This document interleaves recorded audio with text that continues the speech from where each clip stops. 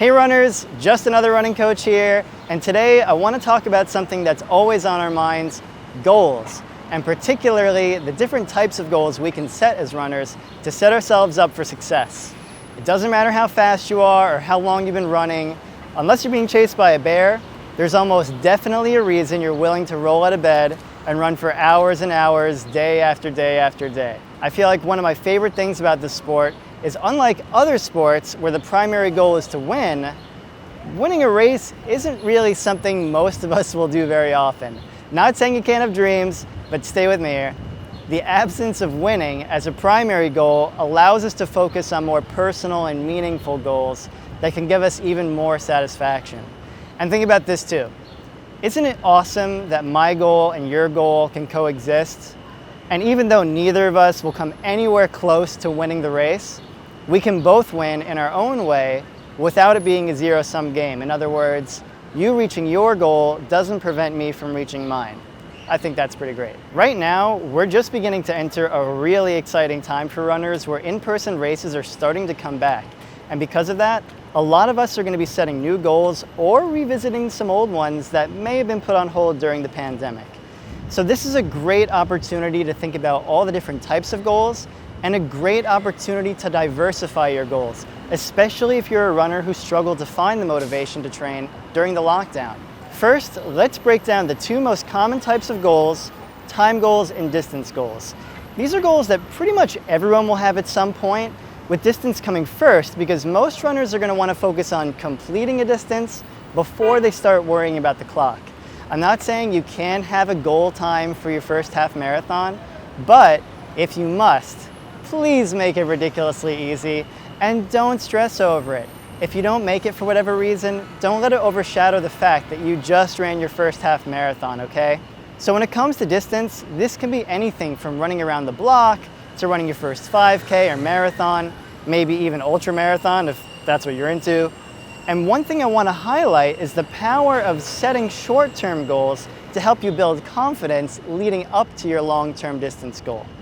For example, training for your first marathon can be a pretty intimidating long-term goal, but if you think about each increasing long run, the 14-miler, the 16-miler, the dreaded 20-miler, as their own distance goals, you can build up a sort of winning streak along the way, and by the time you get to the marathon, 26.2 miles might not seem that scary.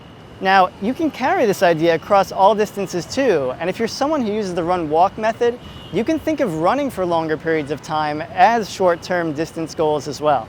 Time goals are a different kind of beast, and I think they're a super interesting reflection of human nature.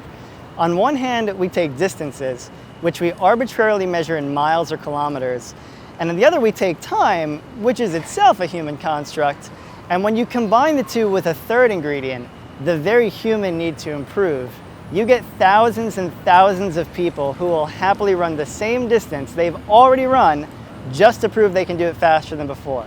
Pretty cool if you ask me. Anyway, time goals come in a lot of different forms. There's the PR, which stands for personal record. Round numbers are really popular goals like breaking 30 minutes in the 5K, 4 hours in the marathon, or you can do it by pace like running a 10K faster than an 8-minute mile pace. And then there are certain races you can run a qualifying time for, like the Boston Marathon being the classic example. Or if you have dreams of being an elite runner, there's the OTQ, which stands for Olympic Trials Qualifier. Any of these goals can be a fun challenge and they can be really rewarding when you accomplish them, but they can also be really challenging to set properly. And when they aren't, it can lead to a really rough day in the office, especially if you feel like you could have done better if you hadn't been chasing an overly ambitious goal. It's the classic going out too fast. Not to be too salesman-y, but this is definitely one of those areas where it can help to have a coach who can take an honest, objective look at your training and help you craft realistic goals and a plan that's reflective of where you are and where you can get. At the end of this video, I'm going to share a goal-setting strategy that I like to use, but first, I want to talk about a third category of goals, which falls into the broad umbrella of lifestyle and wellness goals. These kind of goals are a little more abstract than the others. They're not necessarily as fun or exciting to pursue or log, but I think it's really important for all runners, even those of us who are really competitive minded, to take a step back, take a breath, And think about setting some quality of life goals that can help make us happy, regardless of what happens on race day. Maybe you run to improve your overall health, make new friends, discover a new sense of self-worth. Maybe you make a goal to run to explore a new park or run to a restaurant you've been meaning to try. Maybe your goal doesn't even involve running, but it's something that can help you improve your running, like reducing the time you sit in front of a computer screen. Whatever it is, think about a change you can make in your lifestyle that will help you improve your day-to-day sense of happiness, and try your best to track it whenever it's possible. And if it's not measurable, that's okay too. Just because you can't measure something doesn't mean it's not worth anything. Okay, let's wrap up this video with a little coaching strategy I like to use for goal setting. As you're thinking about your next race, try setting 3 different goals: an easily doable goal, a primary goal, and a stretch goal. Think of it like applying to college, but way more fun. Your doable goal should be your worst case scenario, something you're almost guaranteed to achieve even on a bad day. Don't just make this anything, make sure it's something that'll be meaningful, like running the second half of the race faster than the first half. You want to feel good about it. The primary goal would be the main goal you've been training for, as long as it's still a reasonable expectation based on how the training went.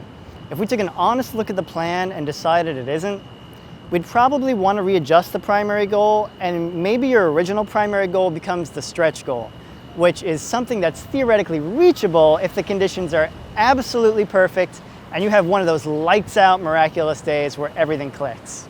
Definitely be careful when setting stretch goals. To be honest, I rarely set them for myself because I'd rather not risk the temptation of going out too fast and flaming out. But as a thought experiment, it can be a really neat way to acknowledge your current ceiling so you know where your danger zone is. Anyway, I hope this has been helpful, and as always, if you have any questions or you're interested in personalized training plans or one-on-one coaching, feel free to reach out. Feel free to subscribe, like the page wherever you're seeing this on social media land. Very grateful for anyone who wants to stick around for more content. Until next time, happy running.